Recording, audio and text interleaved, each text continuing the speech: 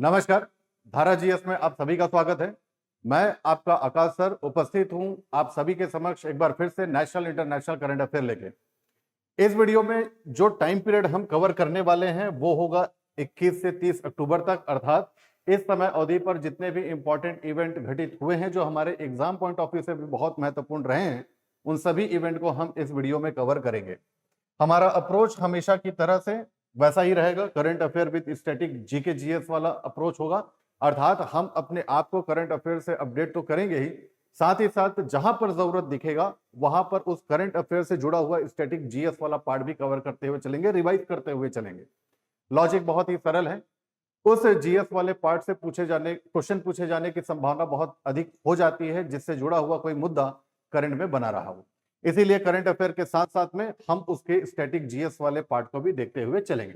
चलिए आगे बढ़ते हैं।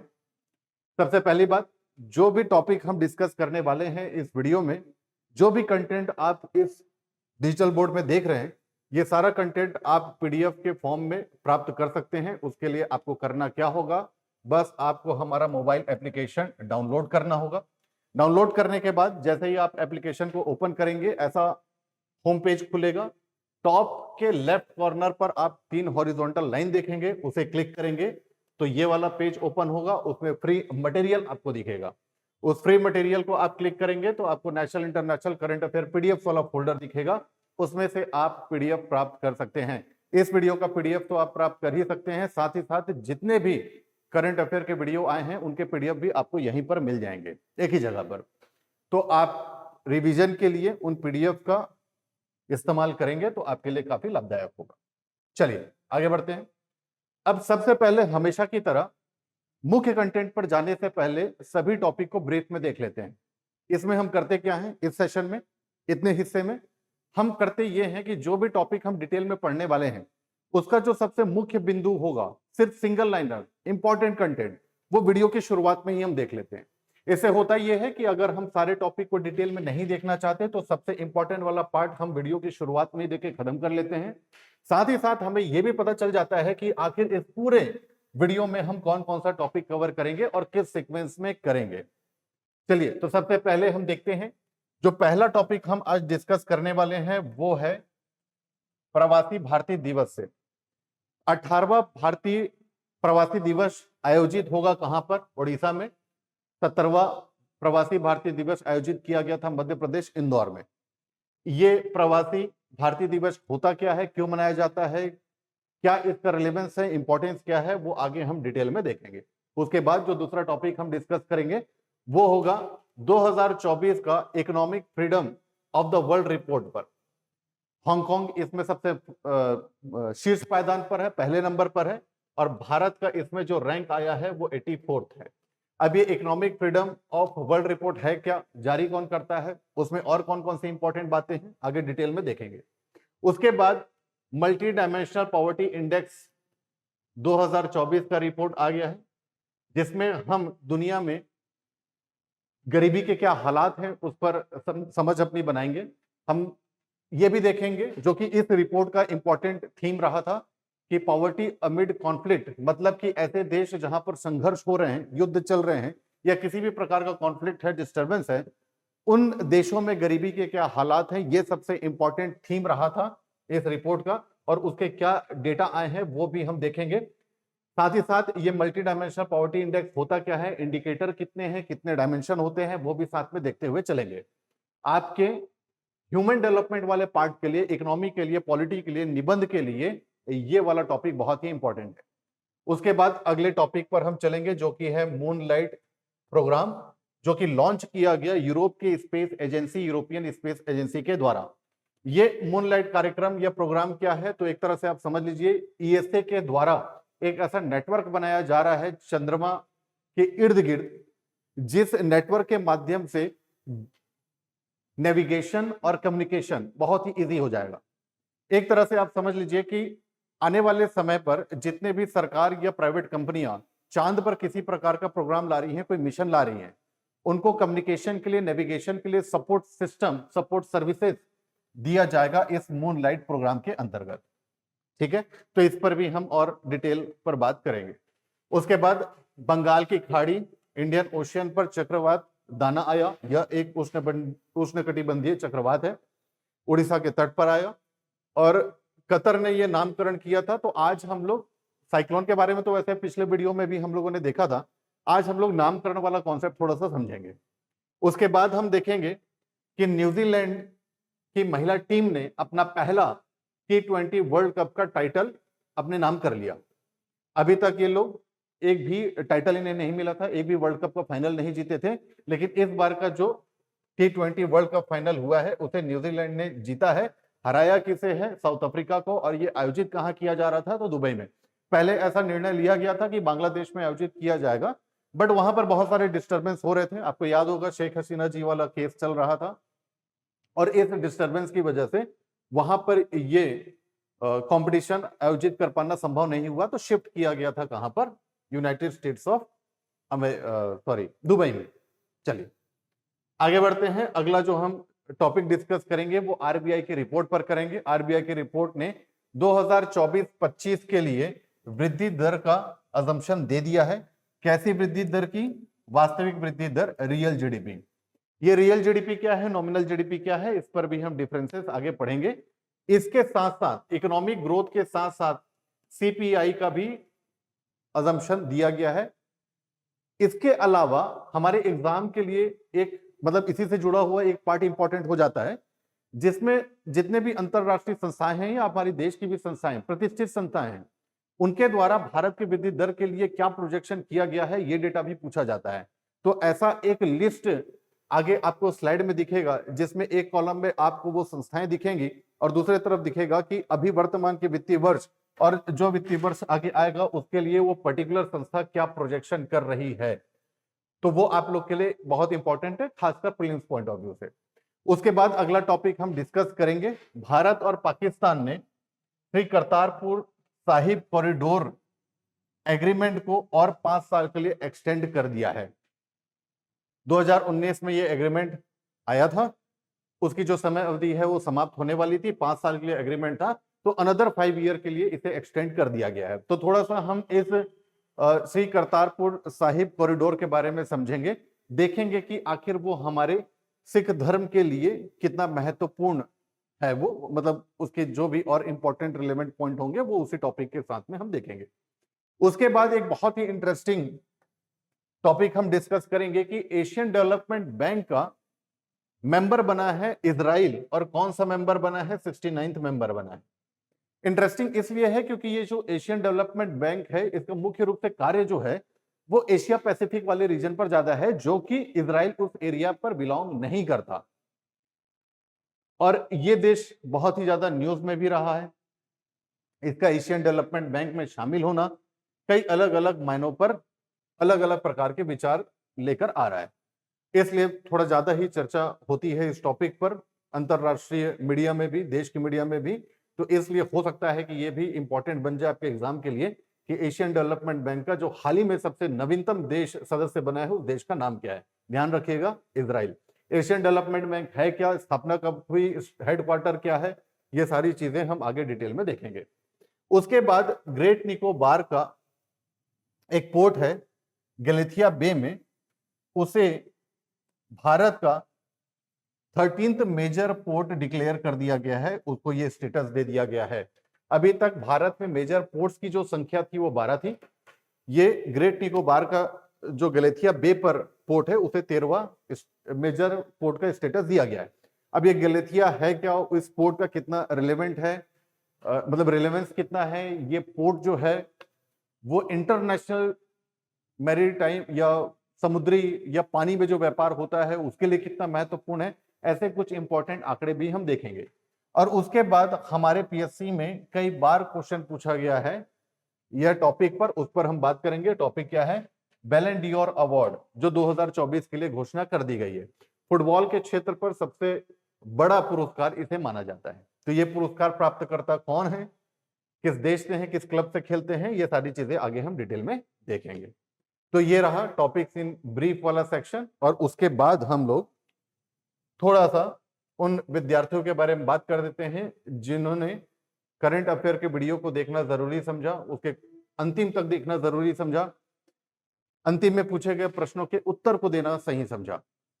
और इसी तरीके से अगर आप निरंतरता बनाए रखेंगे, इसी तरीके से अगर आप तत्पर रहेंगे, सिर्फ करंट अफेयर नहीं, अपने पढ़ाई के हर एक आयाम पर, हर एक विषयों को आप इसी तरीके से पढ़ते रहेंगे, तो आपकी संभावना अंतिम चयन सूची में नाम दर्ज कराने की बढ़ जाएगी।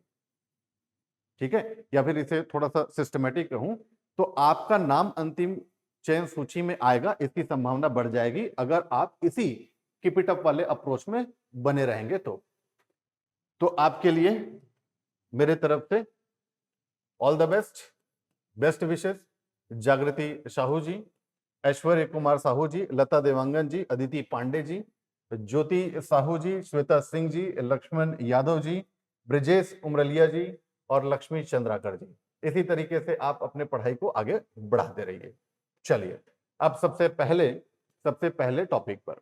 तो मैंने क्या बताया था कि भाई 18वां प्रवासी भारतीय दिवस का आयोजन कहां किया जाएगा? ओडिशा में। ओडिशा में कहां पर आयोजन किया जाएगा? तो याद रखिएगा भुवनेश्वर में। कब से कब तक इसका आयोजन किया जाएगा? 8 जनवरी से 10 जनवरी तक।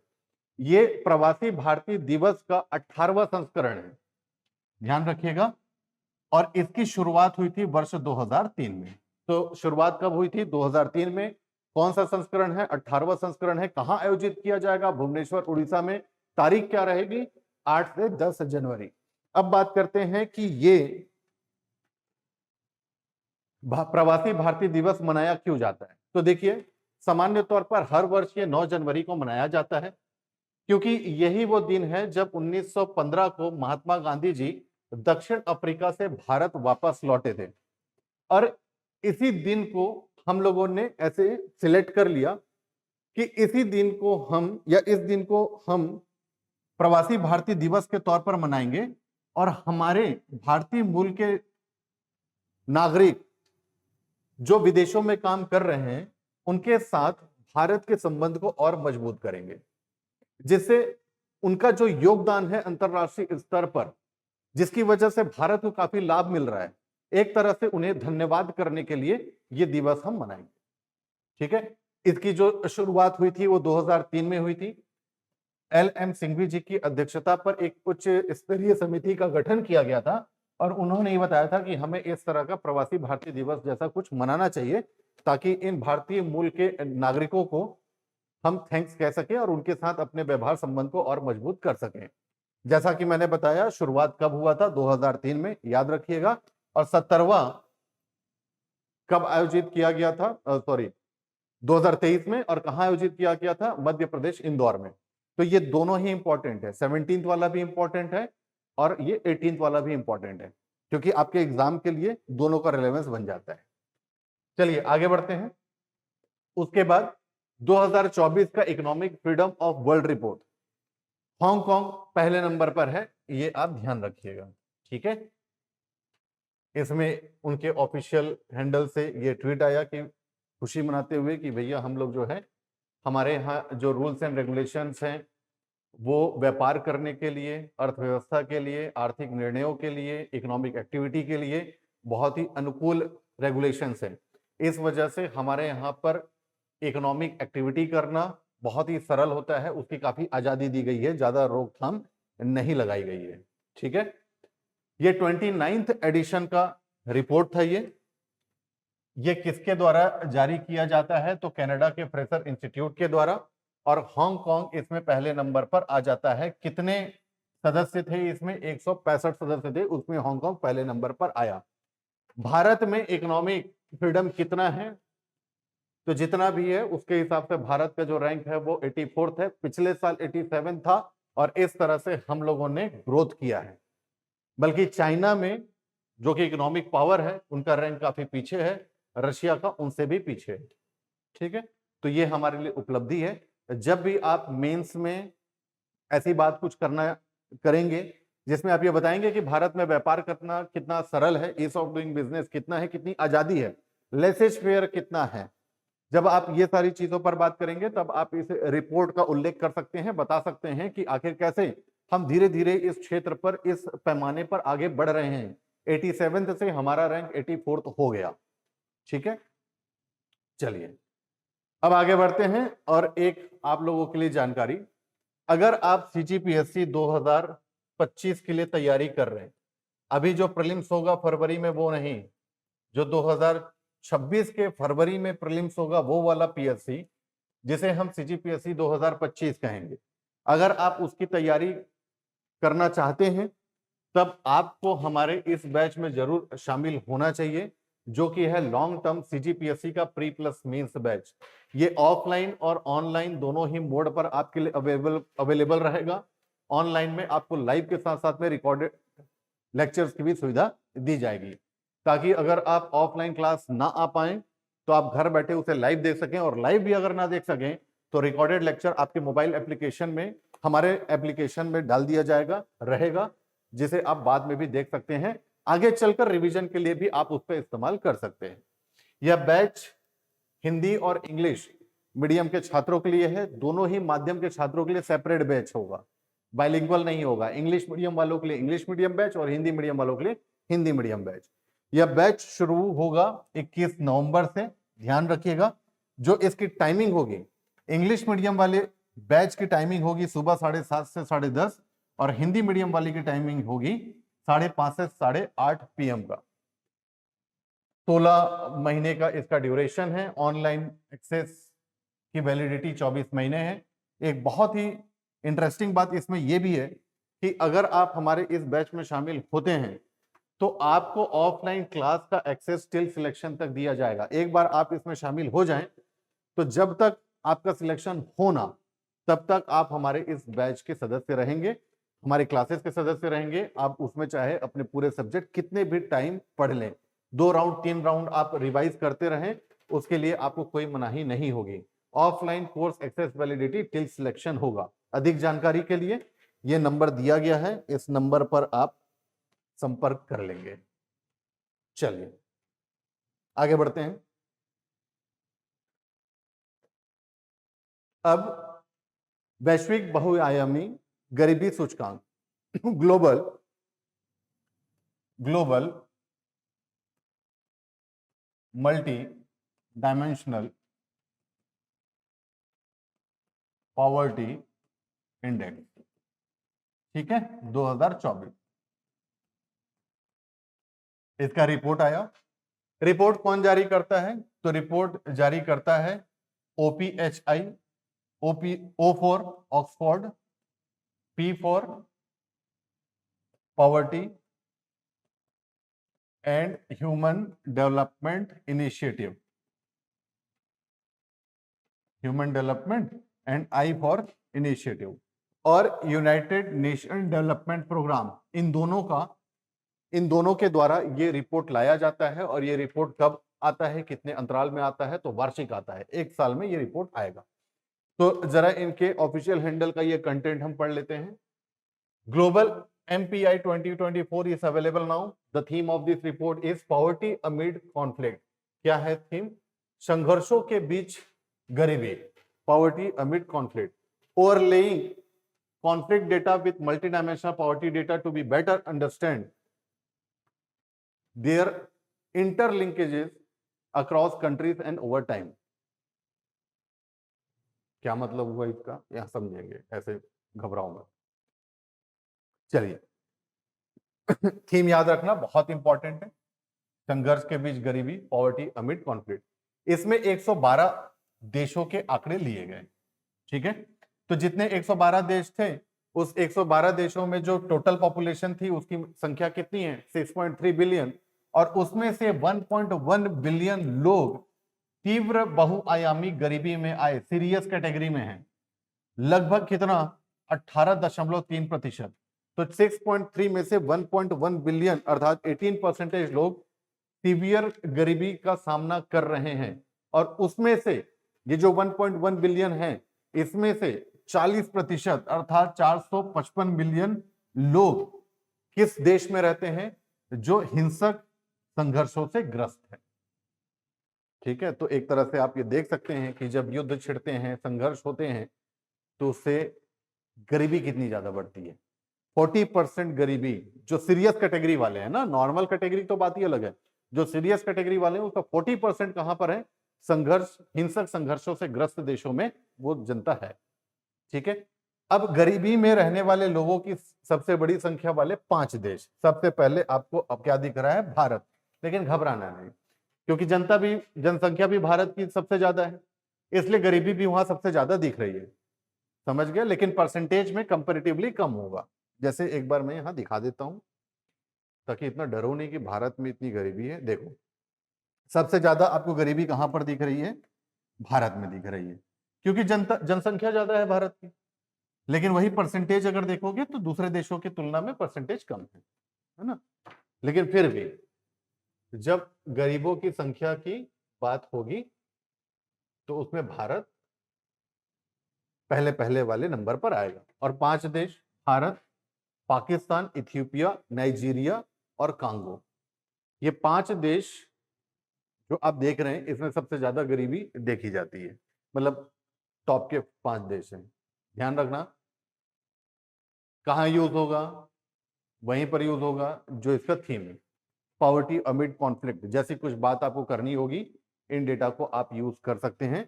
भारत में भी गरीबी के लेकर कुछ बात अगर हो रही होगी तो वहां भी ये डेटा आप यूज कर सकते हैं। चलिए आगे बढ़ते हैं। अब थोड़ा सा इस एमपीआई के बारे में, इस पॉवर्टी इंडेक्स के बारे में। इसकी शुरुआत की गई है, सॉरी एक मिनट, इसकी शुरुआत की गई है वर्ष 2010 में। इस मल्टी डायमेंशनल पॉवर्टी इंडेक्स में 3 डायमेंशन है, स्वास्थ्य, शिक्षा और जीने का स्तर, जीवन का स्तर, हेल्थ, एजुकेशन और लिविंग स्टैंडर्ड। और उन 3 डायमेंशन में, 3 आयामों में 10 संकेतक डाले गए। जैसे कि हेल्थ में है न्यूट्रिशन और चाइल्ड मोर्टेलिटी, एजुकेशन में ही ईयर ऑफ स्कूलिंग और स्कूल का अटेंडेंस, और लिविंग स्टैंडर्ड में आपको 6 दिखेंगे, cooking fuel, sanitation, drinking water, electricity, housing, asset. मतलब इस 10 संकेतकों में किसी भी देश में रहने वाले लोग कैसे जीवन जी रहे हैं, इसमें जाकर देखते हैं भाई आपका न्यूट्रिशन कैसा है, मोर्टिलिटी कैसा है उस देश का, ऐसे सब देखा जाता है। जिसका जितना ज्यादा अंक आएगा वहां पर ज्यादा गरीबी देखी जाएगी, क्योंकि ये गरीबी मापने का इंडेक्स है। ज्यादा स्कोर मतलब ज्यादा गरीबी। ठीक है, इकोनॉमी में आप एक टॉपिक पढ़ते हैं अर्थव्यवस्था में, या फिर ह्यूमन डेवलपमेंट में, या पॉलिटी के अंदर भी आता है, जिसमें हम पढ़ते हैं क्या, कि आखिर वृद्धि और विकास के मध्य क्या अंतर है। इसमें सामान्य तौर पर जो बेसिक बात हो रही होती है वो यही हो रही होती है कि वृद्धि जो है एक मात्रात्मक पैमाना है, लेकिन जो विकास है ये गुणात्मक पैमाना है। जब आप जीडीपी कितना बढ़ा, सरकार को टैक्स कितना मिला, हम एक्सपोर्ट कितना कर रहे हैं, इन सारी चीजों पर बात कर रहे होते हैं तो ग्रोथ होता है। जब हम लोगों के जीवन में परिवर्तन की बात कर रहे होते हैं तो विकास की बात होती है। और विकास मापने का जो तरीका होता है उसमें सबसे बेहतर माना जाता है किसे, ह्यूमन डेवलपमेंट इंडेक्स को। सबसे ज्यादा स्वीकृति पूरे विश्व मंच में इसे ही मिली है। लेकिन ये मल्टी डायमेंशनल पॉवर्टी इंडेक्स भी इसी क्रम में आता है। ये भी एक इंपॉर्टेंट इंडेक्स है जिसमें हम ये देखते हैं कि कोई एक देश किस तरह से विकास कर रहा है, कितना विकास कर रहा है। ठीक है, चलिए आगे बढ़ते हैं, मूनलाइट प्रोग्राम पर बात करते हैं। जैसा कि मैंने बताया कि ये मूनलाइट प्रोग्राम क्या है, तो यहां पर इन्होंने अपने ऑफिशियल प्लेटफॉर्म में डिक्लेयर किया, टुडे एट IAC 2024। IAC क्या है, इंटरनेशनल एरोनॉटिकल कांग्रेस। ठीक है, इसमें हमने क्या किया, we officially kicked off our moonlight program for lunar connectivity and navigational services, lunar communication and navigation services. और इसलिए इसे, इस मूनलाइट प्रोग्राम को LCNS भी कहते हैं। ठीक है, और ये प्रोग्राम क्यों लाया, तो इन्होंने लिखा है कि आने वाले समय पर लगभग 400 लूनार मिशन प्लान किए गए हैं अलग अलग स्पेस एजेंसीज के द्वारा, प्राइवेट हो चाहे सरकार की हो, आने वाले 20 सालों में। क्या लिखा हुआ है, 2 डिकेड्स में। और इनके लिए हम क्या करेंगे, ये सर्विस प्रदान करेंगे ताकि वो अपने सेंटर में अधिक अच्छे तरीके से कम्युनिकेट कर सकें। कोई सैटेलाइट वगैरह अगर वहां पर लैंड करवाएं तो उनको नेविगेशन करवा सकें। ये सारी चीजों की सर्विसेज दी जाएगी इस मूनलाइट प्रोग्राम के अंतर्गत। तो कितना इंपॉर्टेंट है, देखो भारत चंद्रमा को लेकर काफी प्रोग्राम लेकर आ रहा है, काफी मिशन हमारे आने वाले हैं, और उन मिशन में कम्युनिकेशन और नेविगेशन का एक बहुत बड़ा रोल है, जो ईएसए के इस मूनलाइट प्रोग्राम से सॉल्व हो सकता है। तो कि बहुत ही अच्छा इनिशिएटिव है, एक तरह से बहुत अच्छा कॉमर्शियलाइजेशन भी आप समझ सकते हैं इनके द्वारा किया जाएगा। आप जाइए मिशन करिए, ठीक है, आपका आप समझे, लेकिन हम क्या करने वाले हैं, हम कम्युनिकेशन और नेविगेशन का सर्विस देंगे। तो उससे क्या होगा, जिसको जाना है जाओ, मैं आप लोगों को वो सेवाएं दूंगा। तो बढ़िया है, एक अच्छा कॉमर्शियलाइजेशन भी होगा। तो मेरे ख्याल से मैंने तो लगभग वो बात देखिए, इस तरीके का चंद्रमा के चारों तरफ एक नेटवर्क बनाया जाएगा सैटेलाइट्स का। अगले 20 वर्षों में जितने भी मिशन आ रहे हैं उनके लिए इंफ्रास्ट्रक्चर डेवलप कर देगा ये मूनलाइट प्रोग्राम। 5 उपग्रह का एक नेटवर्क बनाया जाएगा जो चंद्रमा की परिक्रमा करेगा, ठीक है। और ये क्या करेगा, किसी भी सैटेलाइट को या कोई भी, जैसे मान लो भारत का कोई एक मिशन गया है, तो उसको बताएगा कि आप सटीक तरीके से फलाना जगह पर उतर सकते हो, वहां मत उतरना भाई, गड्ढा है, वहां उतरो, वहां सपाट है। फिर जब वो उतर जाएगा तो जो पृथ्वी में, भारत में जो कम्युनिकेशन होगा हमारे सैटेलाइट के द्वारा, वो काफी अच्छे तरीके से हो। ऐसा ना हो कि हेलो आवाज नहीं आ रही, ऐसा वाला कंडीशन ना क्रिएट हो, अच्छे से कम्युनिकेशन हो, फास्ट हो। और चंद्रमा की सतह पर जब पहुंच जाएगा, उतर जाएगा, तो कहाँ जाना है, पानी खोजेंगे ना, तो कहाँ जाना है, कहाँ मुड़ना है, लेफ्ट राइट, ये सारी चीजें, ये सब बताया जाएगा, ठीक है। तो ये है मूनलाइट प्रोग्राम, बहुत इंपॉर्टेंट है, याद रखिएगा। चलिए, अब जैसे इस प्रोग्राम के अंदर क्या किया जाएगा, तो थोड़ा उस पर और भी बात करते हैं। उपग्रह का कॉन्स्टलेशन समूह बनाया जाएगा, उपग्रह का तारामंडल बनाया जाएगा। ऐसे आप लोगों ने देखा ना पिछले स्लाइड में, ऐसे तारामंडल बना लिया जाएगा, ठीक है, जो बहुत लंबी दूरी, लगभग 4 लाख किलोमीटर से भी अधिक तक का डेटा संचारित करेगा। जो सबसे पहला उपग्रह इसमें लॉन्च किया जाएगा, प्रारंभिक प्रक्षेपण, वो लूनर पाथफाइंडर का किया जाएगा। और ये कब होगा, 2026 में प्रक्षेपित किया जाएगा, 2026 में लॉन्च किया जाएगा, ठीक है। और ये पूरी प्रणाली कब तक शुरू हो जाएगी, 2030 तक शुरू हो जाएगी। हमारा मिशन है, हमारा मिशन क्या है कि 2040 तक हम किसी इंडियन को मून पर उतारना चाहते हैं। और 2030 में अगर ये आ गया, बढ़िया से परफॉर्म करने लगा, तो हमारे लिए बहुत अच्छा हो जाएगा, ठीक है। इस मूनलाइट प्रोग्राम का जो फोकस एरिया होने वाला है वो दक्षिणी ध्रुव होने वाला है। हम भी दक्षिणी ध्रुव पर गए थे चंद्रयान 3 में। क्यों दक्षिणी ध्रुव फोकस एरिया है, क्योंकि ये वो क्षेत्र है जहां पर सूर्य की रोशनी सर्वाधिक पाई जाती है, और यही वो क्षेत्र है जहां पर पानी मिलने के सर्वाधिक आसार दिख रहे हैं, बर्फ वगैरह वहां पर मिलते हैं। इसलिए उनका फोकस एरिया चंद्रमा में भी कहां पर है, सदर्न पोल में। चलिए आगे बढ़ते हैं। अब हम बात करते हैं, कुछ दिनों पहले चक्रवात दाना आया। ये आपका बे ऑफ बंगाल है, बंगाल की खाड़ी है, इंडियन ओशन का। और ये चक्रवात दाना का कुछ इस तरीके से रूट रहा, ऐसे मूव किया, और ये वाला एरिया जो था इसको इंपैक्ट मिला है। ये एरिया कौन सा है, तो ये हमारा उड़ीसा वाला एरिया है, ये हमारा, सॉरी, ये हमारा उड़ीसा वाला एरिया है, ये हमारा बंगाल वाला एरिया है, ठीक है। तो चक्रवात दाना एक उष्णकटिबंधीय चक्रवात है, अर्थात ट्रॉपिकल साइक्लोन है। ट्रॉपिकल रीजन क्या होता है, जब आप पृथ्वी को देखेंगे और पृथ्वी में बनी हुई अक्षांशीय रेखाओं को देखेंगे, तो कर्क रेखा है उत्तरी गोलार्ध में और मकर रेखा है दक्षिणी गोलार्ध में। इनके जो बीच के हिस्से हैं, इसे कहा जाता है ट्रॉपिकल जोन, उष्णकटिबंधीय क्षेत्र। तो इस क्षेत्र पर जो चक्रवात आते हैं उसे हम कहते हैं उष्णकटिबंधीय चक्रवात, ट्रॉपिकल साइक्लोन।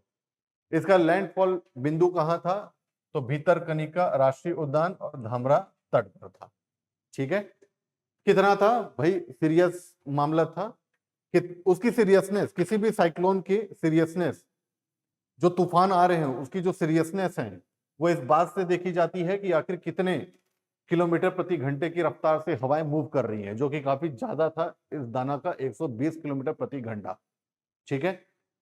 अब थोड़ा सा इसके नामकरण पर बात करते हैं। तो विश्व मौसम संगठन, वर्ल्ड मेट्रोलॉजिकल ऑर्गेनाइजेशन ने दाना चक्रवात का नामकरण किसने किया है, उनके अकॉर्डिंगली कतर ने किया है, ठीक है। कतर एक अरबी शब्द है जिसका मतलब होता है एक सुंदर मोती, सबसे सही आकार का मूल्यवान और सुंदर मोती। ठीक है, नामकरण कैसे होता है? तो देखिए, एक पैनल है जो वर्ल्ड मेटेरोलॉजिकल ऑर्गेनाइजेशन बोलिए या आप उसके अंदर United nation economic and social commission for Asia Pacific, escape कहते हैं। ये नामकरण नामकरण एक्चुअल में इनका काम नहीं है, इनका काम है साइक्लोन को लेकर कार्य करना।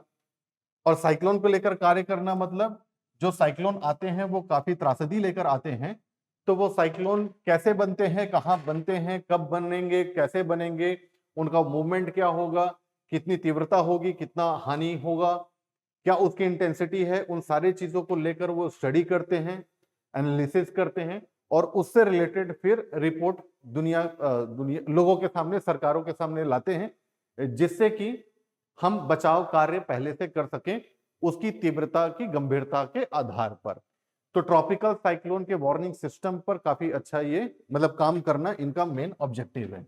ठीक है, और यही संस्था जो है ये इंडियन ओशियन में मतलब कि अरबियन सी और बे ऑफ बंगाल में जो साइक्लोन आते हैं उनका नामकरण करते हैं। इस संस्था, इस ऑर्गेनाइजेशन के अंदर 13 देश हैं। तो यही 13 देश क्या करते हैं, नाम रिकमेंड करते हैं कि ये जो साइक्लोन आया है इसका ये नाम होना चाहिए, और बारी बारी से सीक्वेंस के आधार पर एक एक नाम दिया जाता है। तो अभी जो दाना नाम का साइक्लोन हमारे पास आया उसका नाम दाना रहेगा। ये किसने रिकमेंड किया था? तो रिकमेंड किया था कतर ने, जो कि इस संगठन का 13 देशों के अंतर्गत एक देश है। ठीक, चलिए अब आगे। न्यूजीलैंड की महिला क्रिकेट टीम ने T20 वर्ल्ड कप जीत लिया है, मेडन टाइटल है उनका। किसको हराया उन्होंने इस फाइनल में? तो इन्होंने हराया साउथ अफ्रीका को। कहां आयोजित किया गया था? दुबई में। ठीक है, दुबई इंटरनेशनल क्रिकेट स्टेडियम। इतना ही आप ध्यान रखिए, बाकी तो ठीक। चलिए आगे बढ़ते हैं। अब इकोनॉमी की खबर। India is likely to see real GDP growth at 7.2% for financial year 24-25। कैसा है? अच्छा है, बुरा? अच्छा है। ये वाली ग्रोथ रेट खासकर किसमें? रियल में। रियल जीडीपी को ही हम हिंदी में कैसे जीडीपी कहते हैं? वास्तविक जीडीपी। क्यों वास्तविक कहते हैं? क्योंकि इसमें मुद्रास्फीति अर्थात इन्फ्लेशन शामिल नहीं होता। तो जो भी वृद्धि हमें इसमें दिखती है वो कीमतों में वृद्धि के कारण नहीं होती है, वो उत्पादन या क्वांटिटी बढ़ी हुई होती है तभी वृद्धि दिखती है। अगर इन्फ्लेशन शामिल है, इन्फ्लेशन शामिल होने पर जो वृद्धि देखी जाती है उसे हम कौन सा जीडीपी कहते हैं? और नॉमिनल जीडीपी। तो अगर आपको अपनी जीडीपी का एक्चुअल ग्रोथ पता करना है, रियल में कितना हम ग्रो कर रहे हैं, तो उसके लिए ज्यादा बेहतर कौन सा होगा? Real GDP. नॉमिनल जीडीपी कई बार हो सकता है आपको ज्यादा दिखे, लेकिन वो उत्पादन के बढ़ने से ज्यादा नहीं दिख रहा होगा। हो सकता है कि वस्तुओं की कीमत अधिक बढ़ गई है, इस वजह से वो ज्यादा दिख रहा होगा। तो उससे आपकी वृद्धि का कोई सही आकलन तो मिलेगा नहीं। बिना इन्फ्लेशन वाला भाई, अर्थात ऐसा जीडीपी बताओ जिसमें क्वांटिटी के बढ़ने से बढ़ा हो। थोड़ा कॉम्प्लिकेटेड है, लेकिन बहुत सरल तरीके से समझाने का प्रयास कर रहा हूं जितना इतने कम समय पर किया जा सकता है। ठीक है, तो एनीवेज वही रियल जीडीपी के बारे में क्या कहा गया आरबीआई के गवर्नर साहब के द्वारा, शक्तिकांत दास जी के द्वारा, कि वो 2024-25 में 7.2% बढ़ेगा। सीपीआई इन्फ्लेशन, सीपीआई का फुल फॉर्म क्या है? कंज्यूमर प्राइस इंडेक्स, उपभोक्ता मूल्य सूचकांक। मुद्रास्फीति मापन का एक तरीका है सीपीआई, जिसमें लगभग 450 वस्तुएं होती हैं और उसमें मूल्य की वृद्धि उपभोक्ता स्तर पर देखी जाती है। इसमें जो भार होता है सर्वाधिक वो खाद्य एवं पेय पदार्थों का होता है। इन शॉर्ट, जब हम मुद्रास्फीति के बारे में बात करते हैं हमारे देश में, तो हम कहते हैं कि 4 ± 2% का इन्फ्लेशन का रेंज चल जाएगा। मतलब मुद्रास्फीति 2 से ज्यादा होना चाहिए, 6 से कम होना चाहिए। आइडियल कंडीशन ऑफ इन्फ्लेशन, जिसमें अर्थव्यवस्था के लिए बहुत ही लाभ होता है, उसकी दर क्या डिसाइड की गई है? 4%। तो वो हमने कहा, लेकिन ये किस में कहा है? सीपीआई में। तो for inflation targeting, for inflation planning, inflation को लेकर जो भी हम प्लानिंग करते हैं उसके लिए जो आंकड़ा हम पकड़ते हैं वो सीपीआई का पकड़ते हैं 4%। अगर आपको एक सवाल पूछूं इस उम्मीद में कि आप कमेंट सेक्शन में बताएंगे, तो पूछ लेता हूं, वो ये कि ऐसा ही एक और इन्फ्लेशन मेजर करने का तरीका है जो कि है डब्ल्यूपीआई। आप कमेंट सेक्शन में मुझे बताएंगे कि आखिर सीपीआई डब्ल्यूपीआई में दोनों में अंतर क्या है। फिर आप मुझे ये भी बता देंगे एक सवाल कि जब दो तरीका है हमारे पास इन्फ्लेशन मेजर करने का, तो हमने अपने इन्फ्लेशन को लेकर जो भी प्लानिंग करनी है उसके लिए हमने सीपीआई को ही क्यों चुना। ये कमेंट सेक्शन पर आप बताएंगे, ठीक है। चलिए, अब जैसा कि मैंने कहा था कि ये आप पीडीएफ में देख लेना। एक तरफ आपके पास में संस्थाएं हैं, ऑर्गेनाइजेशन है, जैसे आरबीआई 7.2%, ऐसे ही World Bank, IMF, Asian Development Bank, Moody's, Morgan Stanley, S and P Global, OECD, Fitch rating, ये अलग अलग महत्वपूर्ण संस्थाएं हैं, एजेंसीज हैं। ये लोग क्या करते हैं, मतलब इनका कई अलग अलग भी तो कार्य है, लेकिन कुछ संस्थाएं ऐसी हैं जो रेटिंग ही करती हैं, और उनके द्वारा दिया गया रेटिंग किसी भी देश के लिए बहुत इंपॉर्टेंट होता है। वो जो प्रोजेक्शन करते हैं कि भाई किसी भी एक देश में इस तरह से ग्रोथ आएगा, बहुत अच्छा ग्रोथ आएगा, तो इंटरनेशनल लेवल पर इकोनॉमी उनके तरफ जाने लगती है, उनका ग्रोथ होता है, इन्वेस्टमेंट होता है, शेयर मार्केट में पैसे आते हैं, बहुत प्रभाव पड़ता है इनके रेटिंग का। तो ऐसे ही एजेंसीज, इंपॉर्टेंट एजेंसीज के द्वारा दिए गए जो प्रोजेक्शंस हैं उसको आप याद रखिएगा, फैक्चुअल क्वेश्चन के रूप में पूछा जा सकता है, ठीक है। चलिए आगे बढ़ते हैं। India Pakistan agree to extend Shri Kartarpur Sahib corridor agreement for another 5 year. S Jaishankar साहब कुछ दिनों पहले पाकिस्तान गए थे, ये उन्हीं का ट्विटर है कह सकते हैं, जिसमें उन्होंने कहा है कि India and Pakistan have renewed the agreement on Shri Kartarpur Sahib corridor for next 5 year. ठीक है, तो एससीओ की मीटिंग हो रही थी, संघाई कोऑपरेशन ऑर्गेनाइजेशन, उसके लिए अक्टूबर 15-16 में गए थे, और वहां पाकिस्तान के पीएम और डिप्टी पीएम से उन्होंने मुलाकात की, और फिर उसके बाद आने वाले अगले 5 साल के लिए इस कॉरिडोर को हम वीजा फ्री रखेंगे, ऐसा एग्रीमेंट हो गया। ये जो कॉरिडोर है एक्चुअल में थोड़ा समझ लेते हैं ऐसे पहले, ठीक है। ये ऐसे आप, ये गुरुद्वारा आप देख रहे हैं, ठीक है। कहां पर ये गुरुद्वारा? नरोवल पाकिस्तान में है। गुरुद्वारे का नाम क्या है? दरबार साहिब करतारपुर नरोवल पाकिस्तान। तो भारत से, ये भारत वाला हिस्सा है, ये जो रेड वाला आप देख रहे हैं ये बॉर्डर है, इस तरफ भारत है और इस बॉर्डर की तरफ उस तरफ पाकिस्तान है, और ये रहा भाई मस्जिद, सॉरी गुरुद्वारा। तो भारत से श्री करतारपुर गुरुद्वारा के लिए एक कॉरिडोर बनाया गया, एक सड़क गई है ऐसे, उसमें ऐसा है कि बिना वीजा के आप वहां पर जाएंगे और वहां उसी कॉरिडोर से वापस, उस कॉरिडोर का काम ही यही है कि लोग वहां पर जाएंगे, श्रद्धालु वहां पर जाएंगे, अपने मतलब पूजा पाठ करेंगे और उसके बाद वापस आएंगे। हमारे सिख भाइयों के लिए ये बहुत ही इंपॉर्टेंट प्लेस है। क्यों प्लेस है? क्योंकि जो इनके फाउंडर थे, सिख धर्म के जो फाउंडर थे, गुरु नानक साहब, गुरु नानक देव, इन्होंने अपने जीवन के समय यहां पर गुजारे थे, ठीक है। फाइनल रेस्टिंग प्लेस कहा गया इसे, फाइनल रेस्टिंग प्लेस, तो इंपॉर्टेंट तो है ही। आज अभी नवंबर में उनकी बर्थ एनिवर्सरी को 555 साल हो गए हैं, ठीक है। तो जब 550वां साल हुआ था, मतलब कब? 2019 में, तो उस 2019 में इसी 550 साल को सेलिब्रेट करने के लिए ये कॉरिडोर में वीजा फ्री विजिट वाला एग्रीमेंट लाया गया था, ठीक है। चलिए आगे बढ़ते हैं। इजराइल बना एशियाई विकास बैंक का सदस्य। कौन से नंबर का सदस्य है भाई? 69th मेंबर है। 20th नॉन रीजनल मेंबर है। नॉन रीजनल मेंबर कहने का मतलब क्या है कि भाई ये जो एशियन डेवलपमेंट बैंक है, ये क्या है? एक रीजनल मल्टीलेटरल इंस्टीट्यूशन है जिसके सदस्य मुख्य रूप से कहाँ के हैं, एशिया पैसिफिक रीजन वाले हैं, क्योंकि इस बैंक का जो फोकस था वो एशिया पैसिफिक रीजन था। इन देशों को तो मतलब इजराइल यहां पर नहीं आता ना, इसीलिए वो नॉन रीजनल मेंबर में 20वां है, और ओवरऑल सदस्यों में उसका क्या सदस्यता का संख्या क्या है, 69। ये एशियन डेवलपमेंट बैंक क्या करता है, तो सदस्य देशों में सामाजिक और आर्थिक विकास के लिए लोन देता है। इसकी जो स्थापना हुई है वो हुई है वर्ष 1966 में। इसका जो मुख्यालय है, हेडक्वार्टर है, याद रखिएगा, मनीला फिलीपींस में है।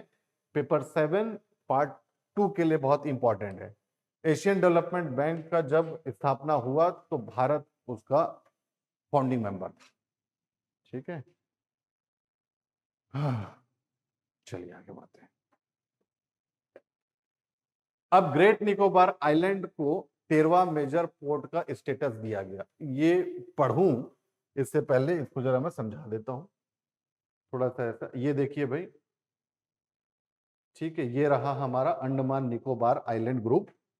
अब आप ऊपर में देखेंगे तो ये है अंडमान आइलैंड और फिर नीचे में है निकोबार आइलैंड। ठीक है, और अंडमान निकोबार के बीच से आपको क्या देखने को मिलता है, 10 डिग्री चैनल। अब ये जो निकोबार ग्रुप है उसमें भी सबसे अंतिम, सबसे आखिरी में क्या है, ग्रेट निकोबार। ये रहा वो ग्रेट निकोबार का मैप। तो इस ग्रेट निकोबार में भी सबसे नीचे में एक आपको खाड़ी दिख रहा है, उस खाड़ी का नाम क्या है, गलीथिया बे। क्या नाम है, गलीथिया बे। इस गलीथिया बे में हमारा एक पोर्ट था, उस पोर्ट को अब मेजर पोर्ट का स्टेटस दे दिया गया है। देखो ये रहा उसका इंपॉर्टेंस। ठीक है, ये देखो ये रहा वो पोर्ट। अब इस पोर्ट में आप देखेंगे, ये देखो ये जो इंटरनेशनल ट्रेड रूट है, ये वाला लाइन है इंटरनेशनल ट्रेड रूट। ठीक है, ये वाली लाइन है ब्लू कलर की, ये ऐसे कोलंबो, कोलंबो से फिर ऐसे यही गलीथिया बे, गलीथिया बे से फिर यहाँ पर मलेक्का स्ट्रेट से होकर साउथ चाइना सी जाएगा। मतलब ये जो इंटरनेशनल रूट है, कौन ये, इस रूट में पूरे विश्व का लगभग 35 से 40% ट्रेड होता है। जो ओशियन में ट्रेड होता है उसका 35% ट्रेड वाला रूट है ये। और इस रूट का सब बहुत ही इंपॉर्टेंट स्ट्रेटेजिक पोर्ट है ये अपना गलीथिया बे वाला पोर्ट। देखिए जितने भी हमारे मेजर पोर्ट हैं, बांग्लादेश के, म्यांमार के पोर्ट हैं, उनसे डायरेक्ट कनेक्टिविटी है, तो ये बहुत ही इंपॉर्टेंट है हमारे लिए। चलिए अब थोड़ा सा इसका कंटेंट देख लेते हैं।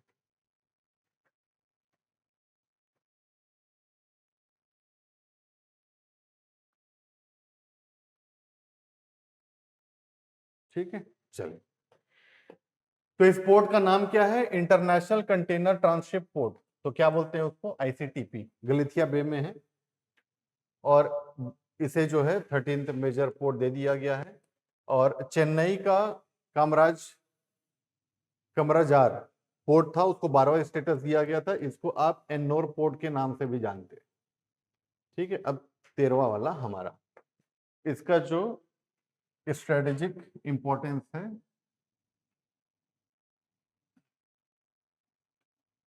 लोकेशन है, उसको देख लेते हैं। देखो सिंगापुर, क्लांग और कोलंबो, इन सब से काफी कनेक्टिविटी इसकी काफी अच्छी है। ठीक है, ग्लोबल ट्रेड के नेटवर्क के लिए बहुत इंपॉर्टेंट है। मलेक्का स्ट्रेट से मात्र 40 नॉटिकल माइल्स की दूरी पर है ये। और ये मलेक्का स्ट्रेट बहुत ही इंपॉर्टेंट है। आप कमेंट सेक्शन में मुझे बताएंगे, क्या बताएंगे कि स्ट्रेट का मतलब क्या होता है। ठीक है, और लगभग 35% इसी रूट से ट्रेड होता है। तो ठीक है, वही जो बात बताया था वही तो है, अलग से क्या इसको करना। अब थोड़ा सा हमारे बाकी 12 पोर्ट को देख लेते हैं। देखिए एक है हमारा कहाँ, कोलकाता में, पारादीप है उड़ीसा में, आंध्र प्रदेश में विशाखापट्टनम का पोर्ट मेजर पोर्ट है। फिर चेन्नई में 3 है, एन्नोर, चेन्नई और वीओ चिदम्बरम। ये 6 पोर्ट हो गए।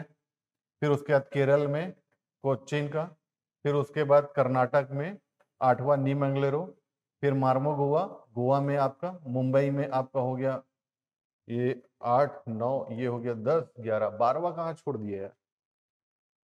ठीक है 1 2 3 4 5 6 7 8 9 10 11।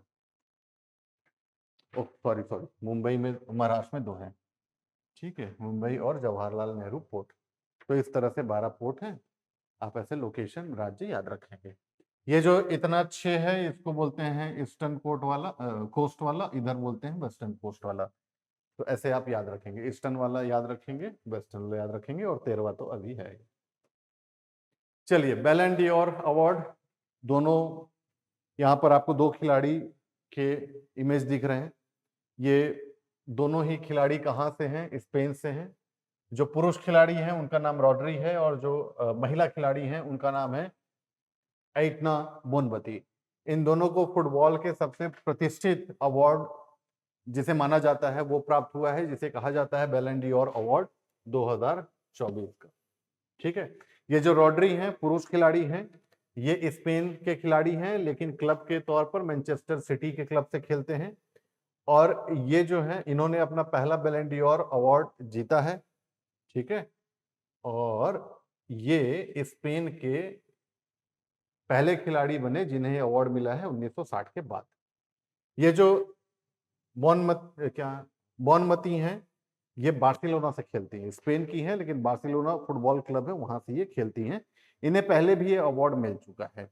ठीक है, इनको ये दूसरी बार मिला है, इसीलिए लिखा हुआ है क्या, रिटेन्ड हर बैलन डी'ओर अवार्ड। चलिए अब थोड़ा सा इस अवार्ड के महारथियों की बात करें। लियोनेल मेसी अर्जेंटीना के खिलाड़ी हैं जो कि आपके बार्सिलोना से खेलते थे। इनको सर्वाधिक ये अवार्ड मिला है टोटल कितने बार, 8वीं बार। क्रिस्टियानो रोनाल्डो जो पोर्टुगल के खिलाड़ी हैं और रियल मैड्रिड से खेलते थे, अभी दूसरे क्लब से खेल रहे हैं, इन्होंने ये 5 बार अवार्ड जीता है। अभी जो बैलन डी'ओर 2024 का अवार्ड मिला है, रोड्री पुरुष खिलाड़ी, बोनमती महिला खिलाड़ी। जो क्लब को अवार्ड मिला है best men's club of the year वो रियल मैड्रिड को मिला है, और जो best women's club of the year मिला है वो बार्सिलोना को मिला है। ठीक है, ये दोनों क्लब स्पेन के हैं। ठीक है, चलिए तो अब हमेशा की तरह आपको इन प्रश्नों के उत्तर कमेंट करके बताने होंगे। ठीक है, एक तो हमारा मूनलाइट प्रोग्राम पर आधारित है, एक हमारा T20 वर्ल्ड कप पर आधारित है, एक श्री करतारपुर साहिब कॉरिडोर पर आधारित है, और एक एशियन डेवलपमेंट बैंक पर आधारित क्वेश्चन है। तो आप लोगों से ये अपेक्षा है कि हमेशा की तरह आप इन प्रश्नों के भी उत्तर कमेंट सेक्शन में बताएंगे। ठीक है, चलिए फिर दोबारा हम मिलेंगे हमारे अगले वीडियो में इसके आगे के जो अवधि है उसके करंट इवेंट को डिस्कस करते हुए। तब तक के लिए take care, goodbye and thank you, और पढ़ाई करते रहिए, कीप इट अप।